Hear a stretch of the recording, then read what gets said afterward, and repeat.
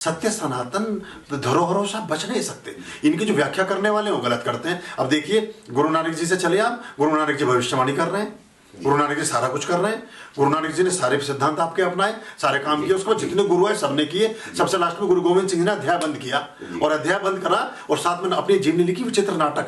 उसमें लिखते हैं कि सप्त सिंधु होवत है जहां, सात सिंह सोवत है जहां, तहां मैं घोर साधना साधी, महाकाल कालिका आराधी। मैं महाकाल और कालिका का उपासक हूं, उसका नाम लेके तलवार को उठाता हूं। और सुनिए, देही शिवावर मोही ये शुभ कर्मंत कबू न टरूं और उसो जब जाऊं लड़ूं, निश्चय कर अपनी जीत करूं। हे भगवान शिव, मुझे ऐसा वरदान दो कि कभी मैं ऐसी स्थिति ना आए कि युद्ध करना पड़े, और युद्ध में चला जाऊं तो मेरी ही विजय हो। हर तरह से उस समय तो वो तो सनातन परंपरा से ही थी। नहीं, वो तो बुद्ध नहीं, ये तो गोविंद सिंह की बात हो रही है। गुरु गोविंद सिंह ने तो सिख पंथ बना दिया था। तो गुरु गोविंद सिंह भी महान साधक रहे सनातन के। अब वो सब उस बात को कर रहे हैं। और आप देखिए सबसे पहला सूत्र जो शुरू होता है गुरुवाणी का, उसमें वो जो बात कर रहे हैं दुर्गा भवानी की तो बात कर रहे हैं, जिसको तलवार मान के थोड़ा सा घुमाते हैं बात को कि तलवार की बात, शक्ति मतलब बहुत शक्ति दुर्गा की बात कर रहे हैं। पहला सूत्र गुरुवाणी का वो कहते देवी तेरे बिना दुनिया में कुछ भी नहीं। ये कहते हम नहीं मानते मंदिरों, मतलब अब ये तो कोई नहीं मानता, उसका तो कोई इलाज है नहीं। तो अब ये तो ना मानते हुए भी सारी चीजें, अब जो जीसस क्राइस्ट है, जीसस क्राइस्ट का विरोध कल के लाइव में मैंने बोला भी था, ये फिर से मैं करता हूँ। जीसस क्राइस्ट का किसी भी आदमी, अगर आप मेरे मन मुताबिक बातें करें तो मेरा आपका विरोध कभी हो सकता है? कभी भी नहीं होगा। मैंने पनीर के पराठे खाए, आपको पनीर के पराठे पसंद, तो परम मित्र हो गए। विरोध कब होगा कि आप पनीर का पराठा लेकर बैठे और मैं कुछ अभक्ष वस्तु अपने पास लेकर बैठ जाऊं, तो मन में विचार उत्पन्न हो गया, विरोध पैदा हो गया कि भाई ये चीज अभक्ष है आप खा रहे हैं, या आप ऐसा करने लगे कि आप वो चीज लेके बैठे हैं जो नापसंद है। जीसस क्राइस्ट जब 4 साल जगन्नाथपुरी में रह करके गए तो उन्होंने कहा कि दुनिया में कुछ ऐसे भी लोग हैं जो प्रेम के पुजारी हैं, दुनिया में कुछ ऐसे भी लोग हैं जो अहिंसा के प्रतिनिधि हैं, दुनिया में कुछ ऐसे भी लोग हैं जो बहुत श्रेष्ठ हैं, और दुनिया में ऐसे भी लोग हैं जो पूरी दुनिया को बहुत सुंदर और अच्छा देखना चाहते हैं, जो ये कहते हैं कि पूरी दुनिया ही श्रेष्ठ हो, जो वेद के मंत्र को गा रहे हैं कि क्षणवंतो विश्वमार्यम, पूरी दुनिया श्रेष्ठ हो जाए, जो कह रहे सर्वे भवन्तु सुखिनः, किसी दुनिया की पुस्तक में ये वचन नहीं आता। तो उन्होंने कहा तू ये बात यहाँ मत कर। जो वहां का अलेक्जेंडर था, जो इब्राहिम था, उसने कहा तुम ये बात यहाँ मत कहो, तुम यहाँ भारत का प्रचार करने आए हो, या हमारी बात कहो ना, कुछ जो हमारे बीच के विचार है उनकी बात कहो, जो हम करते हैं उसकी बात कहो। उन्हें कहूंगा तो मैं वही। उसी पे तो सूली लगी। और मुद्दा क्या था सूली का, मुझे बताओ। किसी की भैंस खोल ली, किसी को मर्डर कर दिया, किसी का क्या करा, कुछ भी तो नहीं करा। उन्होंने पूर्व की सारी शिक्षाओं का प्रचार पश्चिम में करना चाहा, तो उन्होंने कहा कि ईश निंदा में इनको सूली लगा दी, क्यों ना सूली लगा दी जाए। और अलेक्जेंडर ने लिखा, अलेक्जेंडर ने साइन नहीं किया उस पर। अलेक्जेंडर ये सिकंदर नहीं है, अलेक्जेंडर उस समय का शासक है जो जेरूसलम को चलाता है।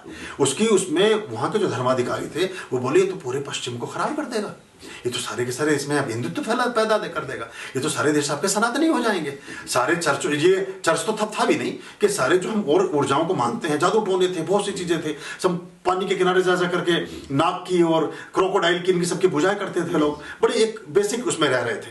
तो उन्होंने कहा इस सबसे अलग कर देगा, और 2-4 चमत्कार से भी दिखा दिए, तो लोग की भीड़ उनके पीछे चल दी। लेकिन जो उनका जुदास था उसने 3 पड़ों में बेच दिया, 3 सोने के सिक्कों में जीसस को बेच दिया वहां की पुलिस के हाथ।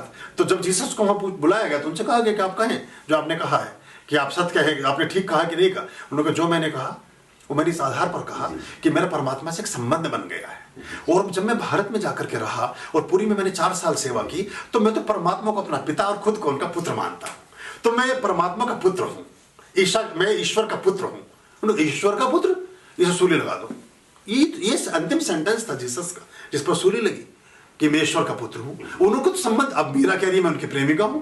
अब कोई आदमी अगर कृष्ण जी के घर से मतलब, तो उनके लिए फिर मृत्यु का फरमान कर देगा कि भैया हुआ भी, जहर का प्याला तो मीरा को भी मिला, तो उनको निपटा दिया उन्होंने। तो निपटाने का आधार तो सिर्फ यही था। और उसमें क्या हुआ कि जो उनकी मदर थी मरियम ने एक वचन लिया अलेक्जेंडर से कि आप ठीक है, आप तो निर्दोषी मानते हो ना, लेकिन सूली लग रही है, तुम दबाव में सूली लगा रहे हो, इतने लोग कह रहे हैं तो तुम लगा रहे हो। एक काम करना, एक मेरी इच्छा सुन लो, एक बूढ़ी माँ की, कि इनके घुटने मत तोड़ना। जब सूली पर लटकाते थे तो घुटने तोड़ दिए जाते थे कि आदमी फिर कभी भी जीवन में चल नहीं सकता था। उन्होंने कहा एग्रीड। तो जीसस अकेले ऐसे व्यक्ति थे जिनको सिर्फ सूली लगाने के 10 सेकंड बाद ही उतार लिया गया और उनके घुटने नहीं तोड़े गए। ये 5 मिनट बाद ही नीचे आ गए थे। वो पत्थर फेंकने की घटना के तुरंत बाद नीचे आ गए। और उसके बाद जो मैदाग्लीन थी, उनकी एक शिष्या थी, वो उनको लेकर के गुफा में गई। वहीं जुदास भी आया, उसने भी प्रायश्चित बहुत किया।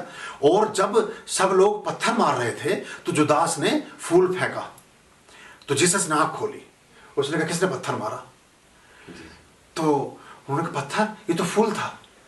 बोले नहीं, ये मेरा कोई अपना है। तो पत्थर जैसा लगा। अभी तक पत्थर लग रहे थे तो फूल थे सारे। उनसे तो मुझे उम्मीद थी कि वो मुझे फूल मारेंगे, पत्थर मारेंगे, लेकिन जो मेरा शिष्य है उसने भी मुझे मारा है तो ना, कुछ तो मारा ही, हाथ में छुपा के फूल ही मारा, पर दिखाया तो ये कि मैं मार रहा हूं। तो वो आके फूल लगा, जो डर गया वो कि मेरे गुरु को कैसे पत्थर मारूं, तो मारा फूल ही था। पर वो करके फूल से चोट पहुंची, पत्थर से नहीं पहुंची। तो कौन है? देखो जुदास रो रहा था पीछे खड़ा, 3 पड़ों में बेच दिया जीसस को। वहां गुफा में उनको फिर वहां ठीक किया गया। वो लेकर के पूरा दर्रा है अफगान का, जहां से होते हुए वो पहलगाम पहुंचे। पहलगाम 83 साल की उम्र में एक्सपायर हुए। 50 साल जिंदा रहे सूली लगने के बाद। पूरा जीवन कश्मीर में बिताया और हिंदू धर्म का प्रचार किया। कोई जिक्र नहीं आता जिस चीज का। उनकी कब्र पर जाके देख लो आप, उनकी वहां कब्र बनी हुई है जिस पर लिखा जीसू। चूंकि कश्मीरी अपभ्रंश में या को जा बोलते हैं, जीसू लिखा हुआ है। और ये ओल्ड टेस्टामेंट के बाद के अध्याय में जिक्र आता है, खत्म कर देते हैं उसको।